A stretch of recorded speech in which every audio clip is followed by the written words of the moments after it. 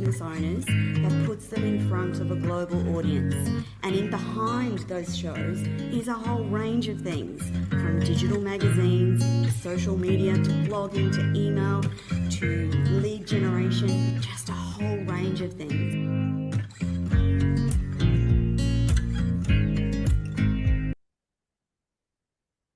Hello, everyone, and welcome back to the Everyday Business Show. I'm your host, Tony Lontis, and we have another phenomenal guest to talk to you about. There's so many things that we need to talk about today. I'm not sure we're going to get them all into one segment. But before we get on with the show, if you're listening to this broadcast live on Facebook, LinkedIn, YouTube, Twitch, Twitter, or the Everyday Women's Network, please send us a message. We love to know what you think about our interviews. We appreciate you listening, and I think it's a privilege that I get to talk to amazing humans across the planet most days of the week. Now, each and every week we do a special part that is kind of uniquely Australian, and it's called our Welcome to Country. Today, I want to respectfully acknowledge the people of the Yugambeh language region on the Gold Coast, Queensland, Australia, the traditional owners of the land on which we meet and broadcast. And I want to pay my respects to the elders past and present and those that are emerging, and all Aboriginal and Torres Strait Islanders who might be watching or listening to this show today. We value your input into Australia's cultural identity, and we are thankful that you were here first. Now, our wonderful guest today is a phenomenal individual called Joshua T Berglan, and here's what you need to know about Josh. He calls himself the world's mayor, and for good reason. Joshua T Berglan is known as the world's mayor. He is a renowned media personality, producer, filmmaker, and show host. With a heart for the voiceless and a passion for media, Joshua is committed to elevating the purpose and mission of all of those people that he serves.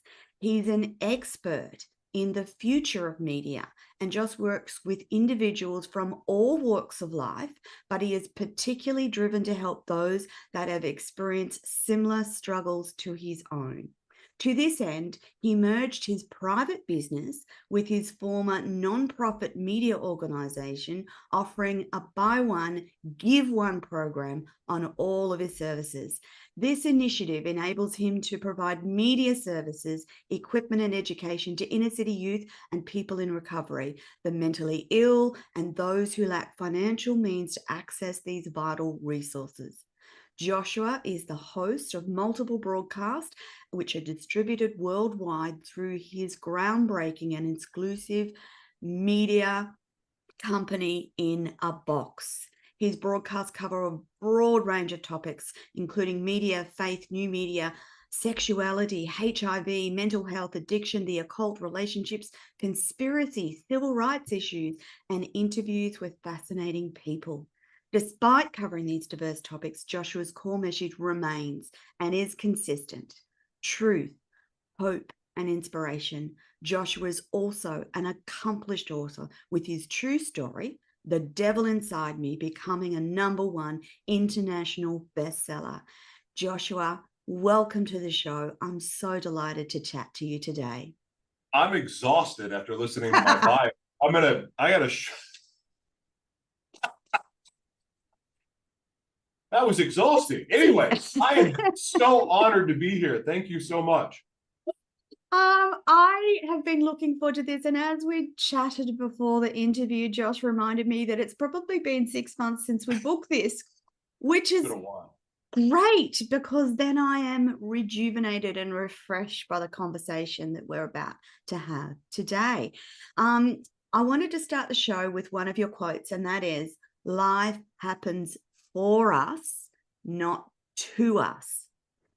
Josh, this is really special to you. Can you tell us why? Well, and there's been a lot of really famous people say that statement. It's not my quote. I know. But it is a quote that lit me up when I heard it for the first time. I got to interview Ed Milet, who was the first person I'd heard that from. Yeah. And when I heard it, it was right at the early stages of my recovery. Mm. And a pretty crazy story. But I was early going to on, say, Josh, I want to get into that a little bit if you're yeah, happy to sure. share with the Oh, audience I'm an in open a book. We can moment. talk. We'll Yeah. go any direction you want to go. But anyway, Yeah. this quote for me at that stage, I've never had a victim mentality, but it's Mm. just like, damn, this is hard. Like, this, oh, this, this is a struggle trying to stay on the right path. My Yeah. goodness. But Yeah. anyway, I heard life happens for us, and then it all of a sudden just goes, you mean all this hell, it all happened Has a for, like, it purpose. really made it happen for a reason. Like I believed everything happened for a reason, but this just like drove it in my spinal cord. It now is absorbed in my DNA, and this is how I'm going to live from that day forward. That's why that quote matters, is because it's a mantra. Like, no matter what freaking happens, and life has thrown me some wild curveballs, my family some wild curveballs, but I know, because one, I believe I serve a loving God, that anyone who's willing to risk it, to follow their heart, to do what they're led to do, anyone who's crazy enough to do what they're led to do, because that gets crazy. It does. Anyone who's crazy enough, I believe that God blesses those people because they're in action, they're in motion, and they're trying. Like, yeah, you're going to screw up. Yeah, you're going to make a mistake. You're definitely not going to be perfect. I don't care what religion you follow. You're going to suck at it. You're going to suck at that rule book. You're going to suck at it. But you got to keep moving forward. And I believe that God blesses those people that don't give up. And I know I'm one of those people. But that quote is something that when I'm starting to feel sorry for myself, I just re-trigger my brain to go, Yeah. life happens for me, baby. Let's go. Yeah. Joshua, can you share with the audience a little bit about that journey and that struggle? Okay. So I'm gonna give the quickest version, because I don't resonate with this person at all anymore. And it's really weird to talk about it because it was Yes. a lifetime ago. Because I'm recovered, I'm healed, and I'm happy, and like I have an amazing marriage and amazing kids, and and I'm living the life of my dreams. So it's like the devil inside me, like, holy crap, that I did all that? Really? Oh my God. Oh yeah, that's why it's been so hard to get to this place. Mm. When I was really young, I was 7 years old, and everything started with my sisters disappearing. Like, I literally thought it was something I did. I thought they didn't love me anymore, but they were gone, and I didn't know what happened. And right after that, I was molested by two guys, but then molested by a female babysitter. The molestation, the physical abuse, I'm a product of all that. And I will say that if what I would rather harp on is this: when I was young and that stuff was happening to me, like, even though I kind of believe I attracted a little bit of that in my life, I know that sounds crazy, but I kind of believe that. That said, I believe also that, like, that in that moment, I was so, like, I was afraid to tell the truth. I was afraid to talk about it. I was afraid to share this craziness inside of my head because I was worried about what would happen to me. I had the fear of, we're going to beat your ass if you say anything. And then also, I'm hearing in church, well, if you're gay, you're going to hell. And I don't know where to go, and I don't know who to talk to, and I'm 7 years old. I'm 7 years old and I don't know what to do. So I learn to lie. And slowly but surely, all of that just turned out into be a really ugly thing, where I'm living this lie. I'm having all of these night terrors. I'm having these nightmares about what had happened to me. I'm confused with what's going on with me, with my own desires, not knowing if I'm, bisexual, I'm straight, I'm not knowing any of this. And I'm having nightmares about being raped. And yet at the same time, these daydreams of, wow, that was kind of fun actually too. Yeah. Mind F, mind F. Yeah. Anyway, so I would get into these relationships, and the more attracted I became to the women I was with, the more I wanted men. Can't explain this at all. Again, night terror is crazy. Well, anyway, I get old enough to try cocaine for the first time. Uh-huh. The nightmares immediately became fantasies. And so my drug use started full steam ahead, because I was doing all the drugs I could do, all the drugs I Yeah. could afford, and anything I could get in front of me, I was doing. And here's why. Because it made the sex that I wanted to have also not scary, and I wasn't afraid to express myself. And so the drugs became this safe shelter for me. So pretty early on, I think it's unfair to say I was a chemsex addict for 20 years, but essentially I was addicted mentally already from the very first time I did cocaine, because Yes. I literally got to have an orgy at that Yeah. same time, because the Yeah. cocaine turned to ecstasy and ketamine. So anyway, my life at that point was just sex and drugs, and now going from the abused to becoming some type of abuser myself, whether it was Which we verbally. have to remind the audience is the most frequently taken path for children who are abused. So what Joshua is saying is not abnormal. In fact, most experts would tell you that this is expected and anticipated behavior for a traumatized child. I became a legitimate monster because, you know, I'm still fearful of I was so codependent, for one. So don't leave me. Don't leave me. But then I would, you know, be the first one to break up. I would be the one to cheat. I would be the one, no, don't leave me, don't leave me. And then I would do something abusive, whether it started verbal and then it gets more aggressive. And then the bigger the lie, the more to cover up, the more strung out on drugs, the worse the violence. I mean, I've been in jail 6 times. Yeah. So anyway, I don't want to like it. It's just, I don't want to glorify the stuff that I did, because here's the real issue at hand. I learned to lie. Yeah. Yeah. Because if I ever felt safe to tell the truth, I mean, my freaking guidance counselor in elementary school, when I said I was acting out just uncontrollably because I was angry and confused, and people were calling me a faggot, and I didn't even know what it meant yet. And they're like, what? This is awful. But my guidance counselor told me it was normal for boys to experience what I had experienced. And I'm thinking, so everyone gets pumped in the, you know, I mean, like this, I'm 7. So I'm performing oral sex. I'm having double penetration the first time I have sex. And look, don't even know what's going on. So like, that's normal. Okay. So even more of a mind F, because then I go into church and then I'm being told I'm going to hell. It's all screwed up. But again, here's the thing. It all gets down to this. This is the only thing that really matters in this world, and yet we have the fewest supply of it, and that is absolute truth. True, our truth is what's true to us, but that may change over time as we see different perspectives grow as we evolve. But you at least have to be true to yourself to walk out the very thing that may not even be your path, but at least you'll know it. So if I could have just been honest about being bisexual a long time ago, I would have saved myself of HIV. I would have saved myself from multiple divorces, broken homes, abuse, jail visits, loss of business, being homeless, being a drug addict. If I could have just been freaking honest, but I was so afraid of the preacher man, so afraid of God, that God wasn't going to love me because I may like dudes too, and may even like transsexuals at the same time. It doesn't freaking matter, because it's all stupid. And we get so judgy over crap. And yet, look at our own stuff. Like, my God, I am so flawed as a human being. Like, I'm still so flawed. I have a heart for God that will never change. Like, I would not be here without God's redemption power. I promise you. But I got to tell you something. You religious people suck.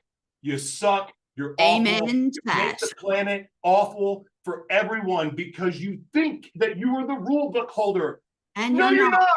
And your rule book has 20,000 contradictions in it, 20,000 proven contradictions. And I know 20,000, I can prove it. Anyway, and I'm a former evangelist. Listen, I love God, but I'm watching. Religion is such an issue, so Josh. bad. I get so fired up about this because I see people killing themselves. There's people killing themselves every day because they are hurting, because they are afraid to let people see who they are. And what happens when you suppress who you really are? It comes out really freaking ugly and a little crazy and a little wacky because they didn't feel safe to come out of the womb and like, hey, I'm not going to get attacked and murdered. Imagine a baby. Imagine you coming out of your mom's vagina. Okay. You're a brand new baby. You're locked in here and you're sitting there going, oh my God, if I come out, they're going to make fun of me. And they're going to say I have a big ass and I'm weird and my eyes are too close together and I got a unibrow. Oh, if you came out of the womb like that, how would you feel? Imagine yourself in junior high and high school and you're just a little bit awkward and a little bit dorky and maybe you want to be in the band, but you're afraid you're going to get made fun of because you're going to be called a band dork.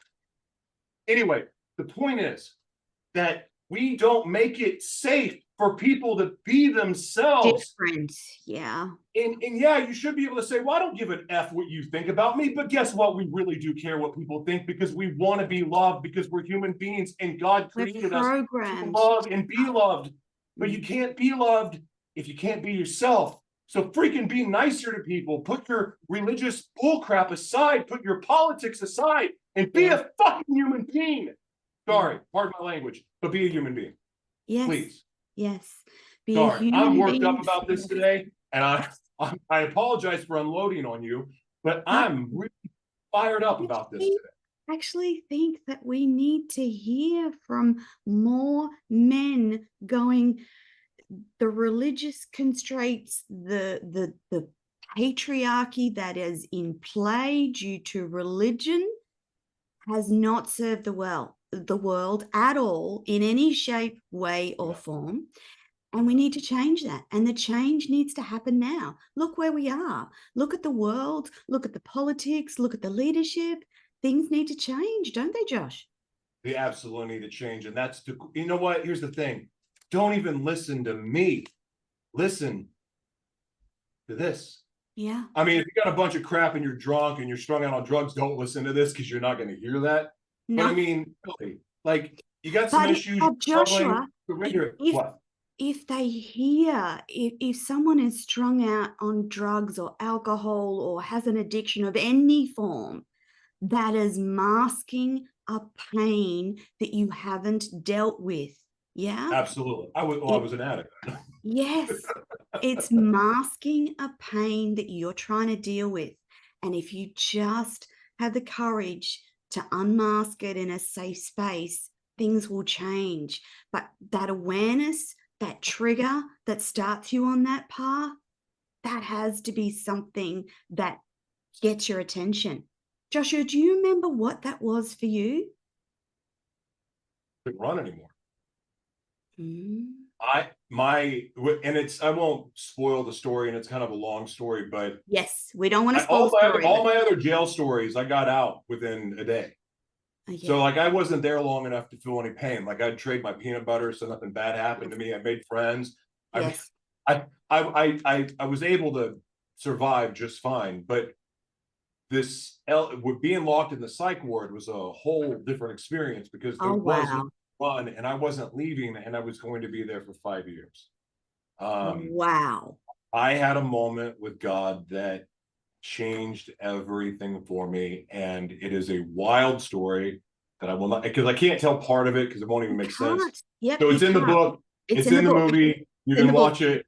It's actually probably better if you read or watch it than me telling it now, because again, a lot's changed for me, but that was the most powerful moment in my life, because here's of all the times that I tried to change, all the times I'm ODing or like I'm in really bad trouble again, or I'm really sick of drugs or whatever it may be, and I'm like, okay, God, I'll never do it again, and I'm politicking with God and I'm negotiating with God. I never kept one of those promises, but for some reason, when I screamed out, my life is no longer my own, I am done running, take my life, it's yours. When I said that, everything literally in my life changed. I swear to you, this is the part why the book part matters, but it was like light hit me at the top of my head, knocked me on my butt and lifted me up like into the sky, and I'm floating. And I can't explain it. It was a supernatural experience. I guess I just explained it. It was wild, but that was enough to change everything for me.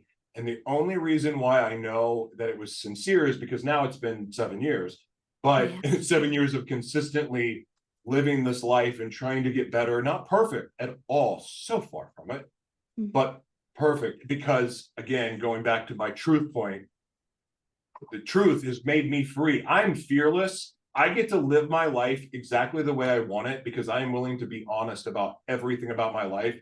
And I have no secrets now. So no one can hold anything over me. So I can go for all of my dreams, which do involve being in front of a camera, which do Yes. involve being a little bit in the spotlight. But I want to do all that for the right reasons because I have a very, very personal mission for the people that I want to help all over the world. Sydney, Australia is a place in my vision for this, by the way. Youth media literacy centers all over the world. Because here's the thing about media, and I'm tying this to business now because you are a business show. In the future, where we are going, actually, it's here now. Yes. But we will all be media organizations in the future. You will have to be a media organization to survive the fourth industrial revolution. I know it. I got my very first vision when I was 7. That was right after being molested. Go figure. I didn't understand what it was at the time, but this is my thing. The fourth industrial revolution is what I was created to live in, to thrive in, to soar in, and also to help other people in, because I'm a teacher at heart.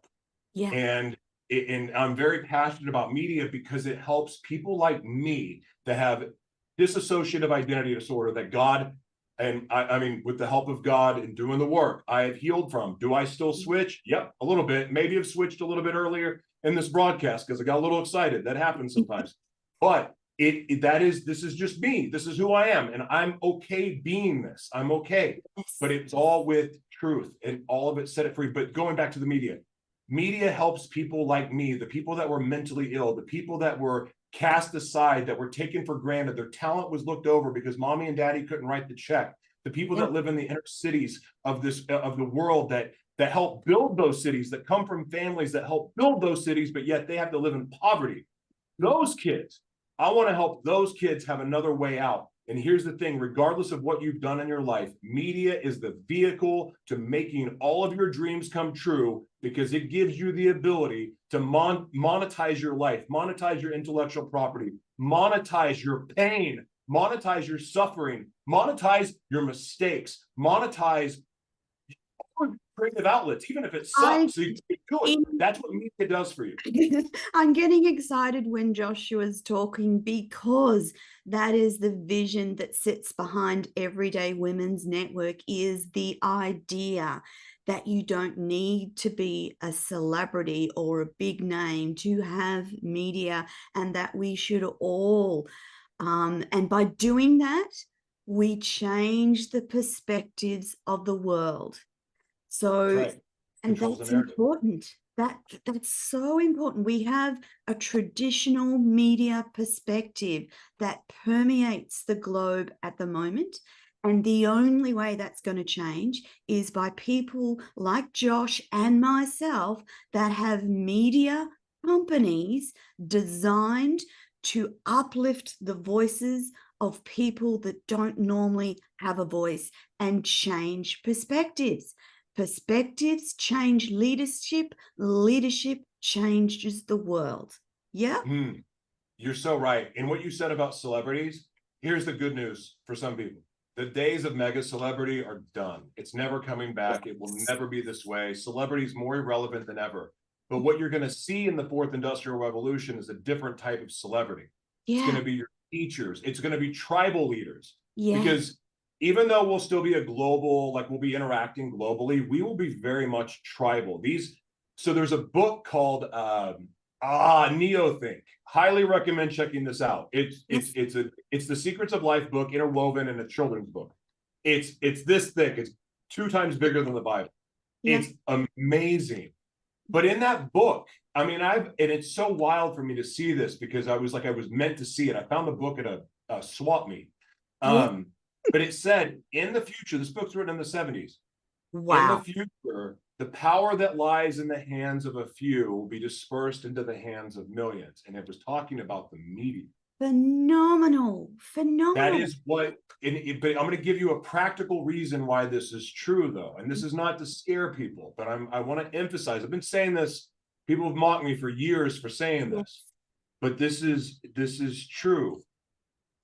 you're going to have two classes of people in this new world. I mean, yes, there's going to always be the rich out of crazy rich. Yeah. But you're going to have two classes of people, and that's it. You're going to have the people that have decided to be a media organization, and you're going to have the people that just take universal income and are considered useless eaters. Those are the two choices. That's the new world that we're going into. That is what Agenda 2030 is really about.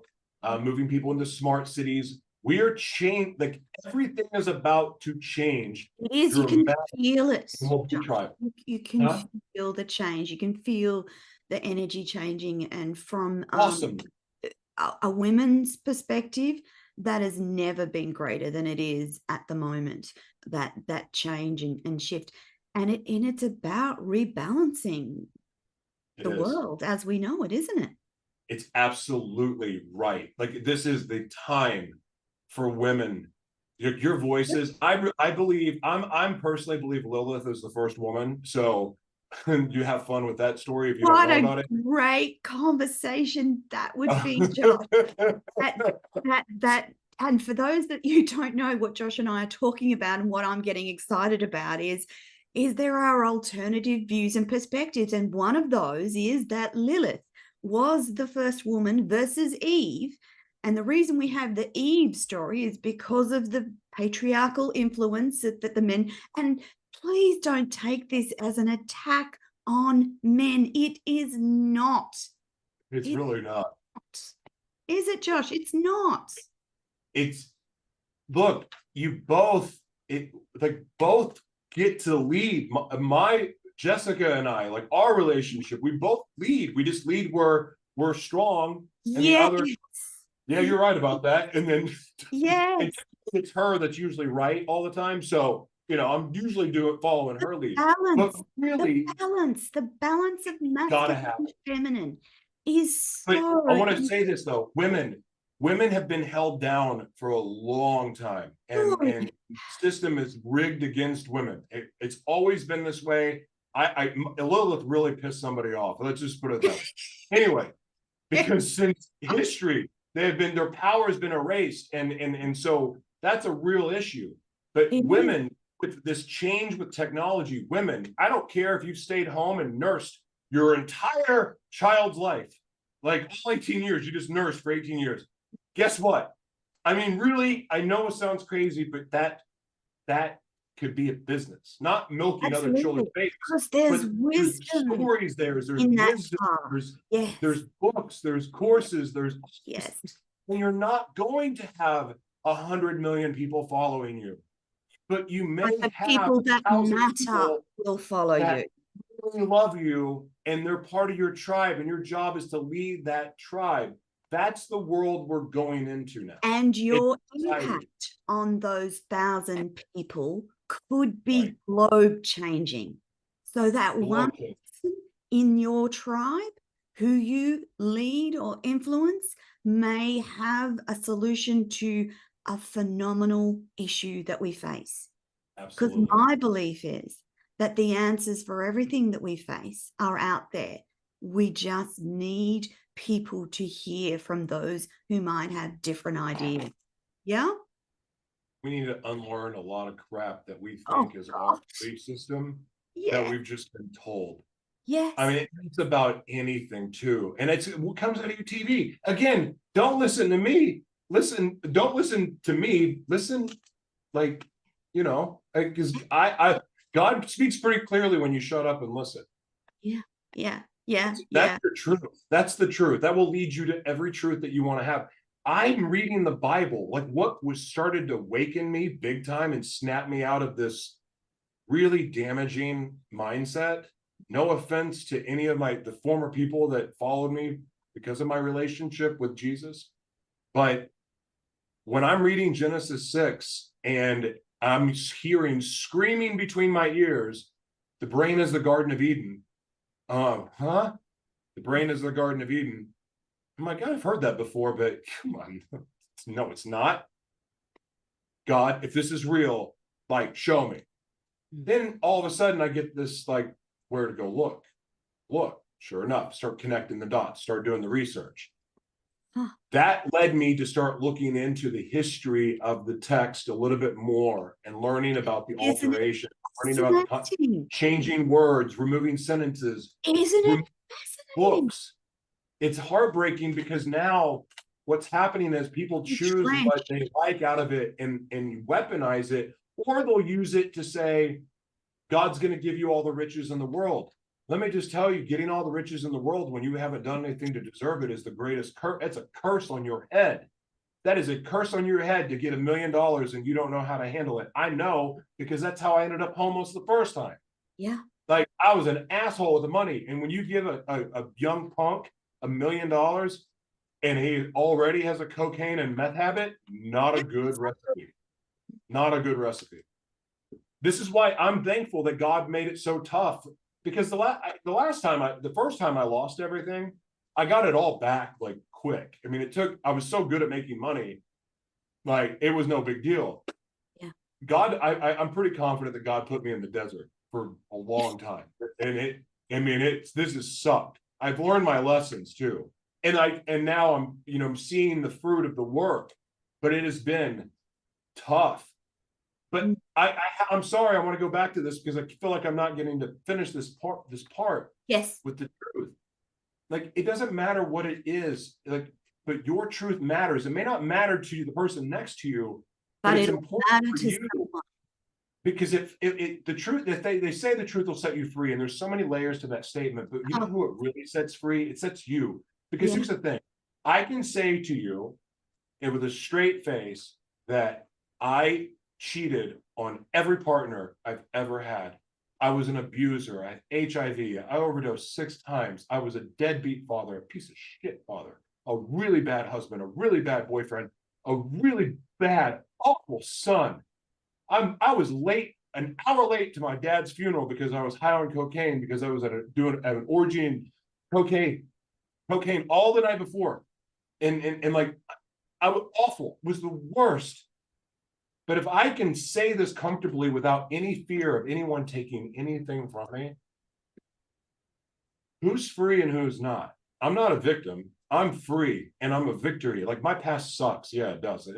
But I'm not embarrassed by it. I'm not embarrassed by it anymore because Gosh, of how I've gotten to use it now. part of that piece of what you're saying is largely around self-love and self-compassion. You cannot have compassion and love for the world and people around you if you don't have love and compassion for yourself. You need to forgive yourself. You need to be compassionate with yourself. And I understand those voices in your head that just are It's just scary. relentlessly uh, being hard on you. So from my own perspective, those voices way outweigh anything that anyone could ever say to me. However, I had to learn self-love and self-compassion, and once I did that, and once it's an ongoing it's an ongoing process, but it gives you the ability to see things differently, and it changes the way that you interact with the world, because before you were constantly worried about what people thought and said and did in relation to you. The change in perspective is now they can still say that, but it no longer impacts your equilibrium, does it? Not at all. Not at all. And it's fun now because, again, when I was a bad liar. So Uh-huh. getting comfortable with the truth, it took some work. That's why I keep emphasizing this, because I know a lot of people, like, especially guys that have been molested, Yes. like, they have tendencies maybe to like go recreate what happened or Yeah. become extremely homophobic, whatever. Either one of those emotions are not necessarily healthy. Mm. Um, but being able to just talk about it, and I'm so grateful that I can talk to my wife about my Everything. desires and the things that come up for me, like it's normal, Yeah. right? Like, it's not awkward, where before it was so painful to have to talk about, Yeah. like I had to do mental gymnastics Yeah. just to try to bring it up, because ultimately my heart and my soul wanted to talk to somebody. I became best friends with hookers because that was the safest place for me to talk. Like, here, let me buy cocaine and sex from you, and also your Oh, ear, just so you be my therapist, so I can talk to you about fucking penis. I mm, mean, like mm, it's just hard to like, but guys are afraid to talk about that because oh, you're a faggot and like whatever they're gonna say. Here's the yes. thing: you get to this place when people say it to you, you just laugh and go, I've called myself way worse, I promise. And I actually thought God wanted to kill me because of that. But now that I know God doesn't want to kill me because I also am attracted to men, Yeah. yeah, there's nothing you can really say to me. Yeah, exactly. Josh, what happened for you 7 years ago that changed the trajectory and has brought you to this place now where we can talk about your amazing media in the box? Just there was a key point, wasn't there? Well, yeah, jail. Out in the psych ward. When I got out, so I was facing 5 years, had Yes, that supernatural experience. yes. But here's the crazy thing. I still thought I had 5 years, but I was like, listen, even behind bars, I'll serve you. I'm committed to this. Yeah. Because what I didn't tell you was this. I always prayed, like, God, all I want to do is travel the world, serve, and help you. Like, I want to make enough money that I don't have to worry about money. I'm just going to go Yeah. help people. That's Yeah. all I want to do. This is when I'm, Yeah. a Yeah. meth addict, a coke addict, because that felt good to my heart. And Yeah. like, that's the only thing that ever felt good to me. The only reason I knew I was somewhat human is because I sincerely love to help people. Yeah. I am the world's mayor because it's about elevating everyone I work with. It's a mindset. It's not an ego thing. Although I am going to run for mayor and I will be called the world's mayor by the United Nations. That's going to happen. But it's a mindset about elevating the people I'm around, elevating them to their gifts and to their purpose, because that's what we're here to do as humans, is to elevate other people, to love and to be there. And I don't even know what we're talking about now. So no, sorry. I wanted to bring you back to one of your amazing. It's, Yeah. oh, my chain story. Hold on. I got out of jail 5 days later, and Yeah. I'm like, oh, I'm on the streets of downtown LA, and I'm going, Oh. well, this promise was a lot easier to make when I was in jail because now I'm in LA. I'm by all the sex clubs. I know my dealer where he lives. I know, like, I'm now back in the jungle, right? Yeah. But my commitment to God and changing my life was real, or I wouldn't still be on this path. So anyway, now your question. Yeah. So from that point to now where you have the book and the films and the media packages, did it all sort of come to you as a progression? So I wanted to talk about media in a box and what that does and what your vision behind that particular product. Well, so which question do you want to answer first? Media company and boss? Because let me tell you, it took 7 years to develop. Yes. And here's the funny thing is when I want to, for those that get downloads and visions and inspirations where they go out and pursue it, well, I'm sure you can relate by now that you know that it doesn't happen the next day.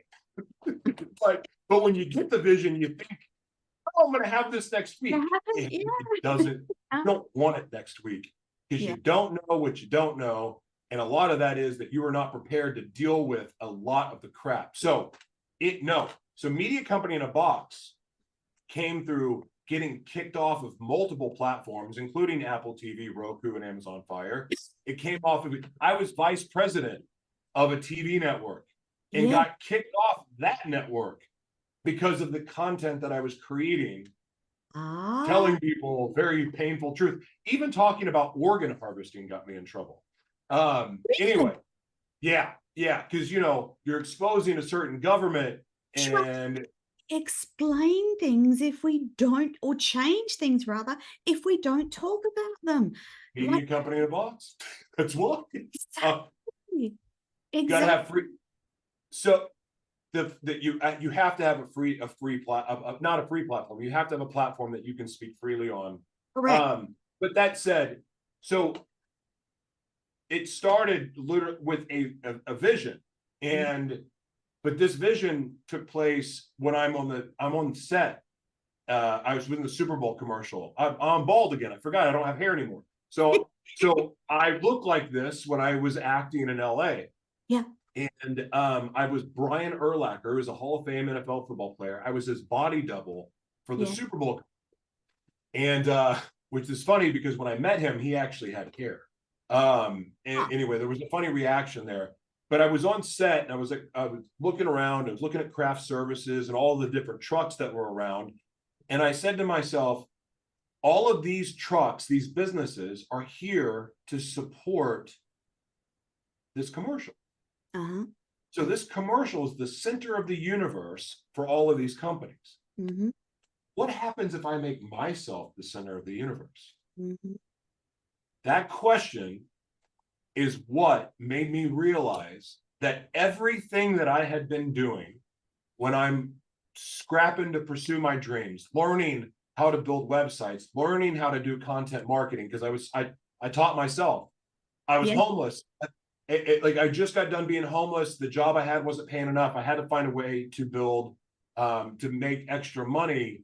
And by the way, I learned this scam that the multi-level marketing people use, that the leaders, how they get there. I learned the trick. Learning that trick is what made me go, I'm going to go learn how to build websites and learn how to do this the right way and how to build these platforms. Yeah. So I self-taught. So I learn all that. Learning videos. I don't know how to do all this, but it started literally with learning how to build a website. But then I'm doing the Facebook Lives. I'm getting to speak. On going on set. Yes. I realized all these things that I learned how to do, producing events. My first event I produced, how that happened, I kid you not, that day I was going to kill myself. This is when I was homeless. I was going to kill myself. I had a little bit of cash. I was going to my dealer's house. I was going to buy this certain meth that he had, and I was going to shoot it, all of it, and I was going to have sex and just die having sex. That's what was my plan. Okay. My phone rings. I'll never forget Annette for doing this. I can't wait to see her when I go back to LA, because she saved my life. I don't know if she actually knows this story yet, even though I tell a lot. She calls and goes, "Hey, can you get us some some products for these gift bags?" And I'm like, well, yes, yeah, I can probably do that. What's it for? And she said, it's for the ESPYs. I'm like, the ESPY Awards? She goes, yeah. I go, yeah, let me make a phone call. So I make a phone call. I get 350 different skincare products that are all like over $200 a piece. It's like really high grade stuff. yes. So I get it there. So I get to go to this gifting suite at the ESPY for the ESPY Awards. I meet all these celebrities, meet all the producers. I'm there representing these products, but I start to notice that some of the things were going wrong. So I just instinctively jumped in and started fixing it. That gave me an opportunity to produce another event. Well, producing that event is what got me on my first movie set. That movie set was just there to bring the energy. This story is way cooler than I have time to tell. But I'm just there to bring the energy. Yeah. And then when I had long hair at the time, when they make this invitation, then show up on set and I'm bald. And he goes, "Hey, you look kind of scary. Can you play this part?" This is 7 years ago. I'm like, sure, I'm playing this part. So I get, and all I am is a bodyguard. I pat somebody down. I'd watch professional wrestling. I knew how to, mock it up. So they liked it a lot. And then they go, "Hey, do you have a suit?" I'm like, "Yeah, I have a suit. You saw me in a suit when we first met." He goes, "Oh yeah, can you wear that suit to play another scene?" I'm like, "Yeah, sure." So different movie, different scene. Well, this time I'm a bodyguard and I'm just escorting the guy. I don't have lines. And I'm like, well, this makes no sense. I'm this guy. I'm dressed up in a nice suit. I'm walking this guy through this mansion, introducing him to the mob boss. Why wouldn't I call him Mr. Dorado? That's his name. That's what I call him, is Mr. Dorado. So I gave myself lines. They kept it. So that led to more acting, more producing. Anyway, all of these things, but my dream is to be a talk show host. Yeah. All I ever wanted to do was be the next Howard Stern, Opie and Anthony, Oprah, Don Imus. Like, that's all I ever wanted to do. And to pitch products on QVC.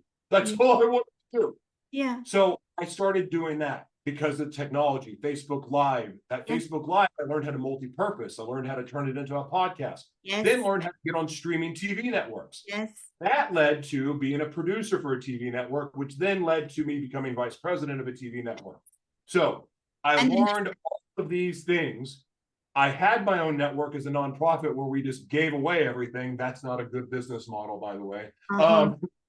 But then after getting kicked off all the networks, I realized something, Mm-hmm. but I can't tell you because it would probably be disrespectful on your platform. Fair enough. And I'm not going to say it out of respect. So, because this is your business. Mm. And I think what having a network is awesome. I just, for independents and individuals, I believe in a different way. And that's what Media Company in a Box is. Media Yes. Company in a Box will take any individual, even if you don't have a business, and give you at least 7 new revenue, obviously new revenue streams, but new revenue streams. You have an existing business, I can walk in and probably within 10 minutes give you 7 new revenue streams. I would do that in the consulting call. You just won't know how to do it without me. But it's part technology, part service. And what it is it literally makes you a one-person media organization. I have 2 different websites that are 2 different examples of it, but it's evolving. I just became, and I'm so honored because I told you about the movie 7 years ago. Yes. Well, 7 years later, that same film company that was making their first film, that's why they let me get away with all that stuff, has now made 12 movies. They got 5 more being made. And I'm now the director of new media for this film organization. And we are building it into it's called Media Company in a Box team. Yes. So it's what I do for the team version of Media Company in a Box. I'm doing for a film studio. And I'm so excited because I love making movies. And here's the cool part. These movies are not about shoot 'em up. It's not about superheroes. It's about real people doing real things for real people. It's about real overcoming. Every story is true. Every story it's geared towards benefiting and helping the youth. That is our niche. That's what we focus on. Because here's the thing. Us older people, I'm a little bit older than you. But us older people, look, we have to be there for the youth, because without the youth, this planet, we gotta be better for them than we've been, because right now the youth is being neglected and rotted away. They're getting more immersed into technology, and I'm a technology guy. I love technology, but the soul is being taken away with this for some of the kids that have just grown up with this. Yeah. And so we want to be there. We want to speak to them and show them that they can make their dreams come true. And by using Media Company in a Box and the buy one, give one program, which allows anybody to come buy it. But guess what you get to do? You get to give it the same service that I'm doing for you. You get to give it to someone else. And I'm going to beg you to give it to a prisoner. I'm going to beg you to give it to a teenager. I'm going to beg you to give it to an inner city kid, somebody in a third world country, someone else on the street. I don't care if they're willing to work. I'm willing to teach them. Because media is the way, and I don't care what you've been through in your life. I don't care what your education is. I can teach you this. I can teach you media. I can teach you how to take all of your pain and suffering and make something out of it. Jessica and I did not have money when we made our movie that's won 11 film festivals. We didn't have money when we became an international bestseller in 4 countries. We didn't have, so it can be done. Your dreams get to come true. If you've got this thought and dream in your head, in your heart, that's not God mocking you. That's God saying to you, this is what I have for you. Choose this path. And you can't get on that path without the truth. Absolutely. Josh, I've so enjoyed chatting to you today. And I know all the things that I wanted to chat to you, but I just want to leave the audience with one thing. Connect with Joshua. Jump onto his website. You will see all of the amazing things that he does. And he has an amazing capacity for help. So even if it just starts with a conversation, there will be something that Josh has in his wisdom bank that will help you. Yeah. And I am completely in agreement with Josh about the way of the future, which is why I have my own network, because I want to do things differently.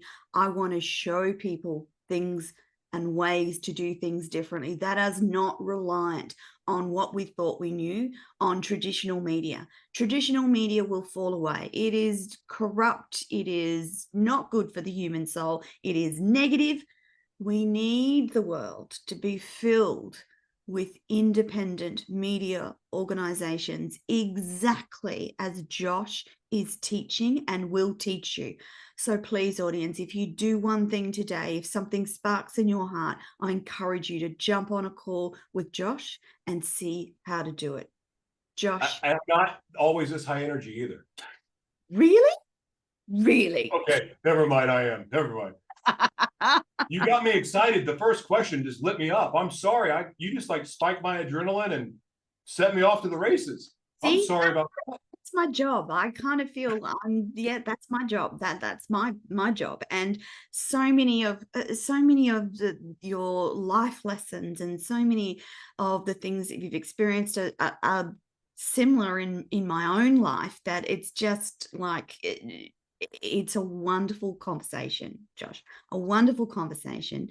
And we must get off this show now. Otherwise, my team will be going, you've talked too much. So wonderful people. Thank you, team. Everyday Business Show. You've been listening to the amazing Joshua T Berglan. Wherever you're watching this interview, I encourage you to jump onto the show notes and you will see how to connect with Josh. He is a wonderful human being who has been through an incredible amount of things and stuff, but that makes it all the better.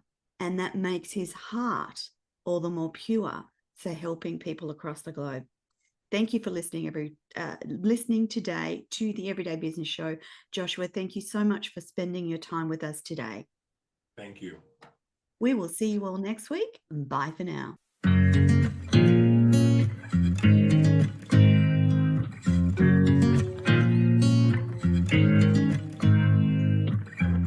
Of shows with business owners that puts them in front of a global audience. And in behind those shows is a whole range of things, from digital magazines to social media to blogging to email to lead generation, just a whole range of things.